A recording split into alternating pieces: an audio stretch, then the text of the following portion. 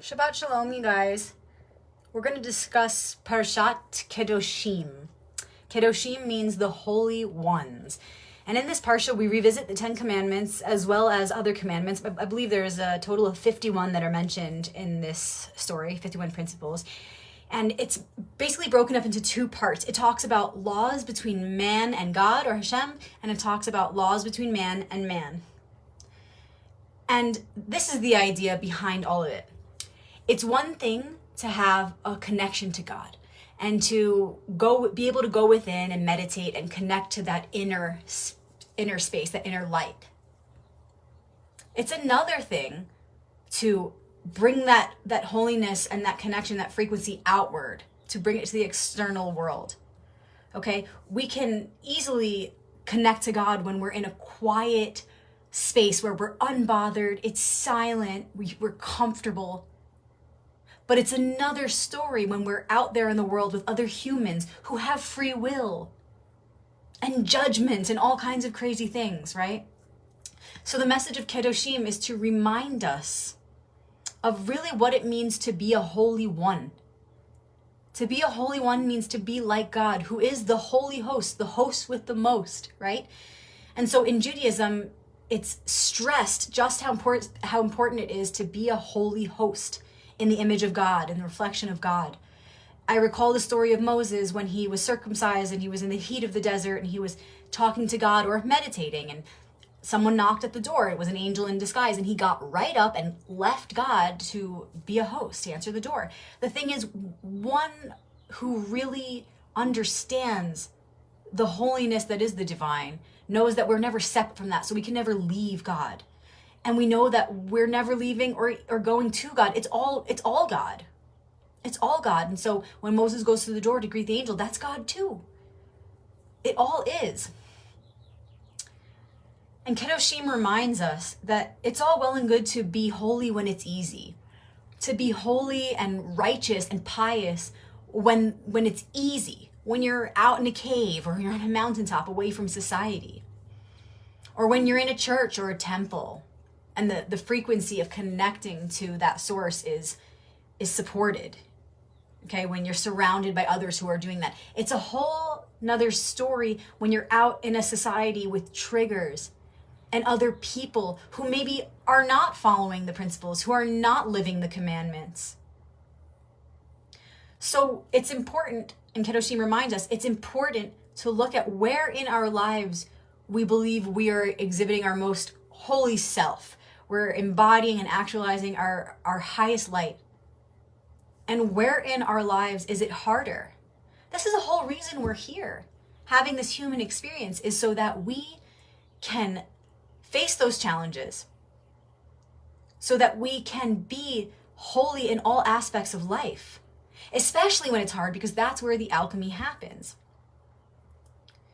Okay, so the laws are based in universal truth, which is timeless. Universal truth is always applicable in any moment, no matter where you are in time or space, right?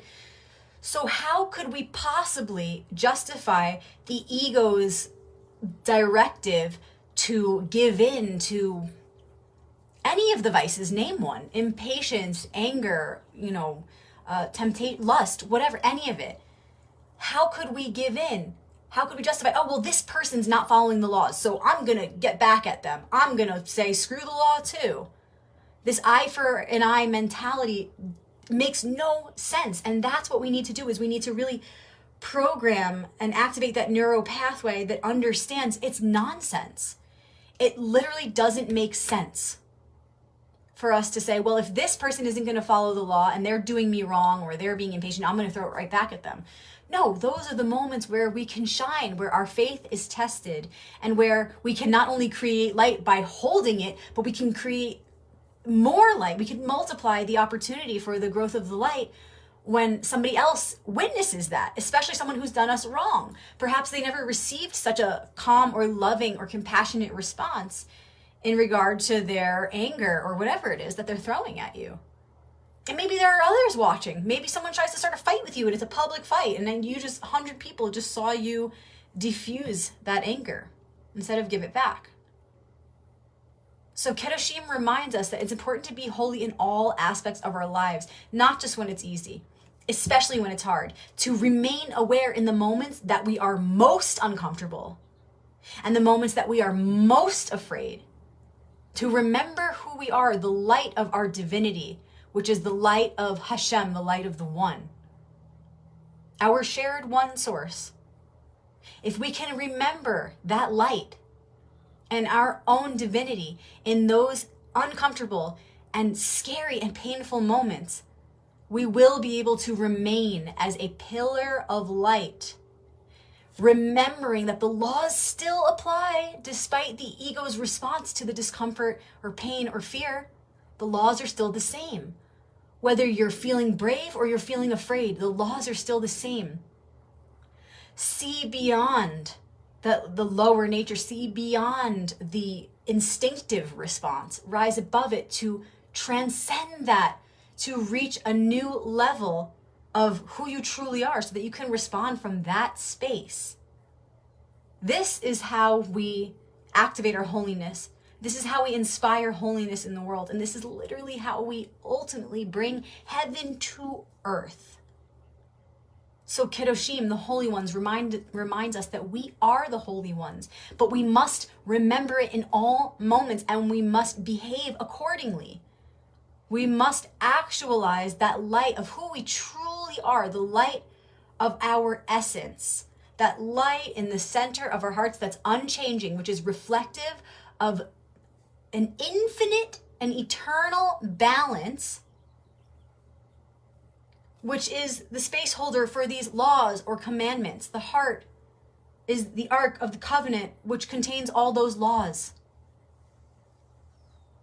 And so when we can remember that, the laws are always the same, unchangeable, timeless, and we can commit to those laws, be loyal to those laws, and allow them to guide us in all moments, especially when the ego tries to tell us to do the opposite. Especially when the ego tells us to do otherwise. We say, no, despite my human mind's desire to stray, I'm going to stay in alignment with these codes, with these laws, with these commandments. And you watch how miracles happen. Follow the path of the commandments, the Torah will show you. Follow the path of the commandments, and it leads to life, bliss, collective joy, healing, health, prosperity. Or do the opposite, stray from the path of the commandments, and you will find decay, disease, illness, sadness, depression, fear, anxiety, death. It's one or the other. It's blessing or it's curse. It's life or it's death. It's commandments or it's not. So Kedoshim reminds us, look at where you are being your best self and look at where you're not. And how can you remember that you are your best self when you're following the laws, which can be summed up as when you're in your heart, because that's where the laws live. When you're living compassionately, when you're embodying the light of compassion and doing acts of service, so you're actually expressing that light, you're actualizing that light, then you are certainly able to navigate all aspects of your life, all areas of your life in this holy way. But wherever you're not in your heart, that's where you're not bringing in the holiness. And simply use it as an opportunity. It's okay, no worries. This is all temporary. It's all for our learning. But now that you know better, do better. Now that we know better, we have to do better.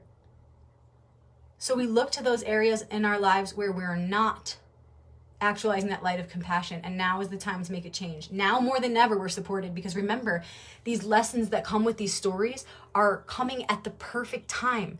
They're based in the cycles and seasons of nature. And so right now we're receiving this message because where we are at in nature and where we are at with the cycle of the stars is the most supportive time to jump on this work. We're supported by all of life, all of creation, to right here, right now, contemplate Kedoshim, contemplate the holy ones, and ask ourselves, am I being that holy one? And am I remembering I am that holy one? Am I remembering my divine light and essence? And being a pillar of that light in all moments. Remembering that the law is always the same, despite the chatter of my ego. So this makes for a really good conversation topic, huh? So I wish you a meaningful Shabbos. Feel free to share this topic with your friends, with your family. Go deeper in the conversations and the dialogues. And then feel free to share in our private group on Facebook called Shabbat Crew. Feel free to share any insights, any articles, resources. Maybe your friend shares something with you that blows your mind. Share it with us. Let's multiply the light. That's why we're here, right? Kabbalah teaches this. So let's remember that. And I'll see you guys soon for the first quarter activation. This video will be loaded to Instagram and YouTube, Rebecca Magic, for those who are not on Facebook if you want to share it. So keep an eye out. I'm going to load it now. I love you guys. Thank you so much for being here. Shabbat Shalom.